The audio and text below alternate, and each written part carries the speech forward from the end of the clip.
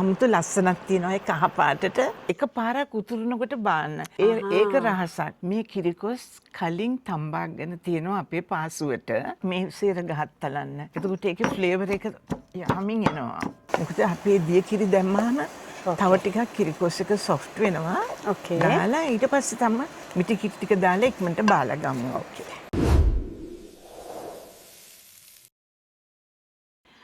අයුබෝවන් ඔබ සැමෝටම සුබ දවසක්. ඔන්න අපි අද හිතුවා අම්මී මමයි ඔනිලි මේ වටේ ව්‍යංජනයක් හදන්න. ඉතින් අම්මිට මම කිව්වා මේ අපි පොඩ්ඩක් බලමු කියලා කිරිකොස් ටිකක් හදන්න. මම ආසයි අම්මිගේ කිරිකොස්. හරිම රහයි. ඉතින් ඒක නිසා මම අම්මිට කිව්වා ඔන්න අම්මි අම්මිගේ රෙසිපි එක මට පෙන්වන්නයි කියලා කිරිකොස් හදන එක. ඉතින් අපි බලමුකෝ කොහොමද කියලා මේ කිරිකොස් හදන්න යන්නේ අම්මි අද. අම්මි කොහොමද අම්මි දැන් කිරිකොස් එක හදන්නේ? අයිබෝන් සුබ දවසක් සැමට. දැන් අද අපි හදන්න යන්නේ මේ කිරිකොස් කරිය. මේ කිරිකොස් කලින් තම්බාගෙන තියෙනවා අපේ පාසුවට. අපි ඒක අරගෙන අපිට කෙලින් අතට දිග අතටත් කපන්න පුළුවන්. කපලා එහෙම නැත්නම් හරස් අතටත් කපන්න පුළුවන්. ඔබට කැමති විදිහකට ඒක පිළියෙල කරගන්න පුළුවන්. අපි ඉස්සෙල්ලා මේක කපාගමු. අම්මි දැන් මට කියන්න පුළුවන්ද ඔය මේ කිරිකොස් එකට දාන්න ඒවා මොනවද කියලා? අම්මි මෙතන කිරිකොස් වලට දැන් ඉස්සෙල්ලා තම්බාගත්ත කිරිකොස් අපි ඔක්සියල්ල කපාගෙන ඉවරුනම් පස්සේ භාජනයකට තෙල් දාන්න ඕන. පොල් තෙල් හරි එළවලු තෙල් හරි තමුන්ට කැමති දෙයක් දාගෙන ඒකට අබ ටිකක් යහමින් දාන්න. මෙතන ප්‍රමාණය වැඩි.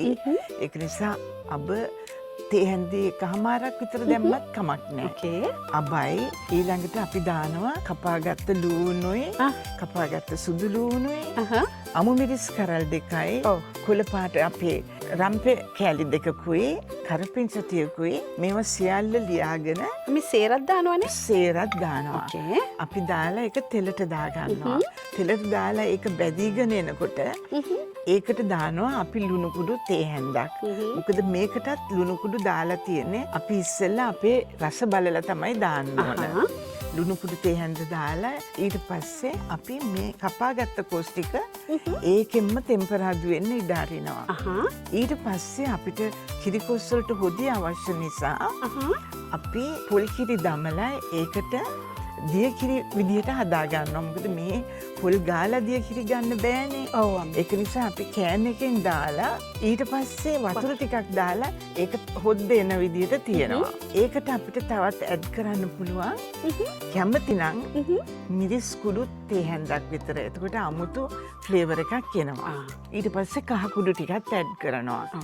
දාලා ඉවර වෙලා ඒක පොඩ්ඩක් හිඳීගෙන එනකොට තමුන්ට ඕන ප්‍රමාණයට මිටි කිරි ටික දාලා ඊට පස්සේ එක පාරක් උතුරනකොට බාන්න.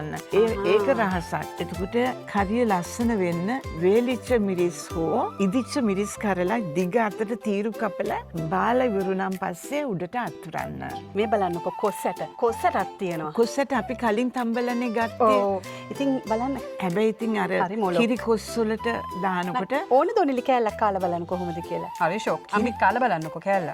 හරි ෂොක් එකකට තැම්බිලානේ. හොඳට තැම්බිලා. අන්තිමට ලුණුත් එච්චර නෑනේ. සම්පූර්ණ ඇටේ දැම්මත් කමක් නෑ. නමුත් ගොඩාක් වෙලාට පරිස්සම් වෙන්න පොතු යන්නේ නැති වෙන්න. මොකද පොතු හිර වුණොත් හරි අමාරුයි ඒක උගුරෙන් අරගෙන. ඔන්න තවත් ටිප් එකක් දුන්නා අම්මා. අනිසරේ මේ කොස්සට දානකොට හොඳට පොතු ගලවලා දාන්න කියලා. එහෙනම් අපි කපා ගමුනේ දාන්න. හොඳයි. ඔනෙලිට දෙන්න පුළුවන් කොස් ටික කපන්නනේ. ඔයා කපනද ඩෑඩි? දිග අතට කපන්න. ඔච්චර පුඩියට නෙමෙයි ලොකුවට කපන්න මේ වගේ කෑලි. කියලා වැඩක් නෑ. මේ වගේ chance එකක් අපිට එන්නේ නෑනේ. අම්මයි, දුවයි, ග්‍රෑන්ඩ් මගේ නීස්. එක්ක වෙලා යන්න. ෂා ඔනෙලි ෂෝක් ජබ් එකක් කරලානේ. ඔන්න අම්මි දැන් ඔනෙලිත් කපල ඉවරයි. දැන් බලන්න මට අහුණා කොස්සට දෙකක් පොතු එක. ඉතින් මම ඔන්න පොතු ටික අරන් දානවා. ඔව් කොස්සට දැම්මම ඒ විශේෂයේ ඒක කිරි රහට කජු කැපේ හැපෙනවා වගේ හැපෙන්නේ. ඇත්තද? ඔව් රසයි. ඕ යමි යමි. හරි. දැන් අම්මි ඉතුරු ටික ලුණු ගෙඩිය කපා ගන්න එපේ. ලුණුයි ඔනෙලි කපනවද? හරිද? නංග මේක පොඩ්ඩක් තල්ලා දෙනවද මට? මම මිරිස් ටික කපන්නම්. ඕකේ ඉස්සෙල්ලා තලන්නකෝ ඔක. හරිනේ යමි. පොඩ්ඩක් මේ සේර ගහත් තලන්න. එතකොට ඒකේ ෆ්ලේවර් එක යමින් එනවා. ඒ ඇති. මේ පැත්තත් තලන්න ඉතින්. That's it now. එහෙනම් මම අවුමිරිස් ටික කපනවා. අපි දැන් මේක කපන්න ඕනේ කිව්වේ දිග අතට නේ? දිග අතට හීන් වෙන්න කපන්න.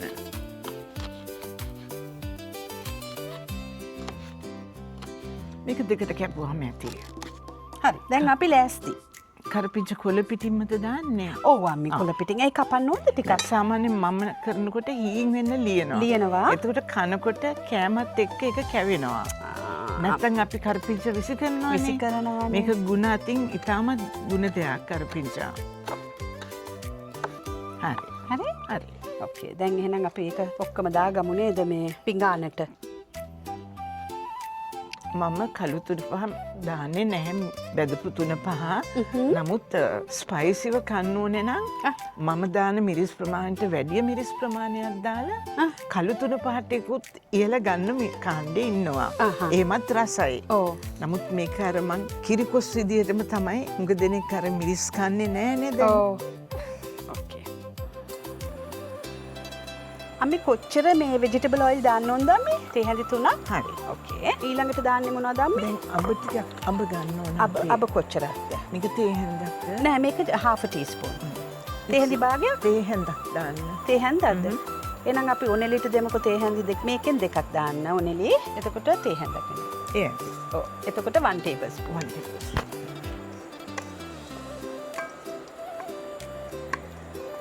මේ ඇට ටික හොඳට පුපුරන්න ඕන.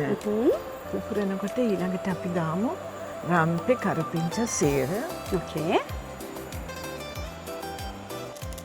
සූදුරු තේ හැඳි කාලා.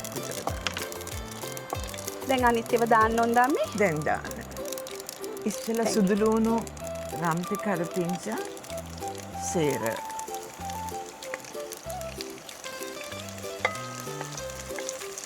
මිරිස් ටිකක් දාගන්න රතු ඒවා ඇරෙන්න.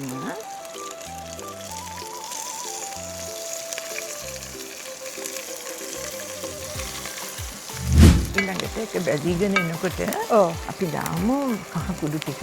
තේ හැඳක් හොඳයි දාන්න. මදි පාඩුව ලුණු හැම අපිට පස්සේ බලාගන්න පුළුවන් නේ. ලුණු දැම්මෙම ගන්නෑ අපි. දැම්මේ නෑ. අපි කොස්වල තම්බනකොට ලුණු චුට්ටක් දැම්ම ඒක නිසා දැනට ලුණු තේ හැඳක් දැම්මත් වැඩි වෙන්නේ නැහැ. එතකොට මිරිස් දාන්නේ මිරිස් දාන්න ඕන පොඩ්ඩක් දානවා මම. එහෙනම් පංගුවක් දාන්නේ නැහැ. තේ හැඳි භාගයක් විතර මිරිස් කුඩු දාන්න. පස්සේ අපි මදි කියලා හිතනවා නම් දාගන්න පුළුවන්. ඕකේ. දැන් කොස් ටික දාන්න දාන්න. දැන් කොස් ටික දාන්න.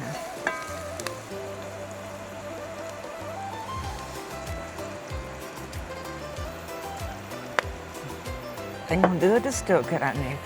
හොඳට කලවම් කරලා පිච්චෙන්න අරින්න නැතුව. මම ස්ටර් එකක් දෙන්නද?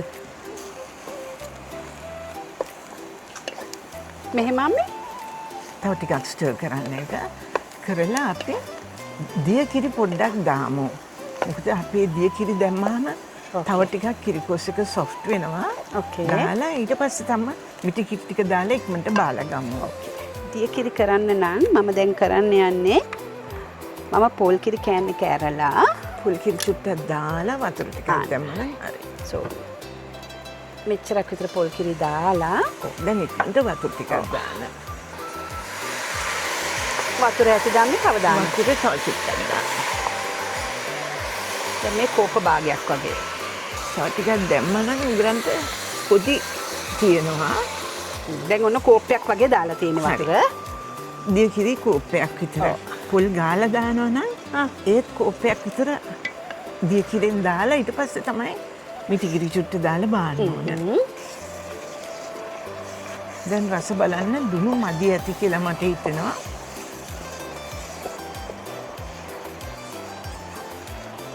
රස බලලා ලුණු ටිකකුයි මිරිස් කුඩු ටිකකුයි ඕකේ. රස අනුව අම්මි බලන්න රස කොහමද කියලා? තව මොනවද ඕනේ? ලුණු නම් අවශ්‍ය ඇති. නෑ ලුණු අවශ්‍ය නෑ. ඇත්තද? ලුණු ගාන්ට තියෙනවා. මගේ හිතේ හැටියට මිරිසුත් ඇති කියලා. ඔව්. එහෙනම් පොල් කිරි ටික දාන්නද මම? පොල් කිරි ටික දාන්න. ඔන්න උකු කිරි. දැන් ඕකට මං හිතන්නේ වතුර ටිකකුත් දැම්මොත් මොකද මම වෙන්නේ? හිතනවා වතුර දැම්මොත් හොඳයි. මොකද මේ කිරි හරි උකුවේ. හරි. දැන් මේක හොඳට කලවම් කරන්න ඕන. හැබැයි මේකට තව කහ පොඩ්ඩකුයි කයච්චර දාන්නේ නෑ කමක් නෑ. අපිට දාන්න පුළුවන්. මොකද ඒක ලස්සනයි නේ. ලස්සනයි. ඔව් නැත්තම් මේක නිකන් හරි ඩල් පාටක් තියෙන්නේ. පාටක් තියෙන්නේ කහ ටිකයි. මම හිතන්නේ හැටියට මිරිස් කුරුල්ල චුට්ටක් දැම්මොත් හොඳ වෙයිද කියලා මම කල්පනා කරා. දැන් බලන්න කොහොමද කියලා. තව ඔය කාලක් තේහෙන්දි කාලක් මොනවද දාන්න ඕනේ? ලුණු. ඔයත් බලන්නකෝ මම. ලුණු පොඩ්ඩක් අවශ්‍යයි. ලුණු චුට්ටයි මිරිස් චුට්ටකුත් අවශ්‍යයි. මිරිසුත් හොඳයි දැම්මොත් තව ටිකක් නේ. එහෙනම් අපි දාමු ලුණු මං හිතන්නේ තේ හැඳි භාගයක් දැම්මොත් ඇති. ඇති. මිරිසුත් තේ හැඳි භාගයක්. ඒ ඇති. මේකේ බලන්නකො මේක ලස්සන. පාට බලන්න. හරි ෂෝක්නේ. කියලා වැඩක් නෑ අම්මි. රස නම් එච්චරයි. රස මාර රහයි. දැන් අපි මේක නිවලා තාත්තගේ අත්ගුණේ තමයි. තාන්නේ. Thank you. Learn from the best. Yes. Nandi is a better cook than me. She's an expert now. අයියෝ ඉතින් කාගෙන්ද ඉතින් ඉගෙන ගත්තේ? She's an expert. නෑ. Eastern and Western both.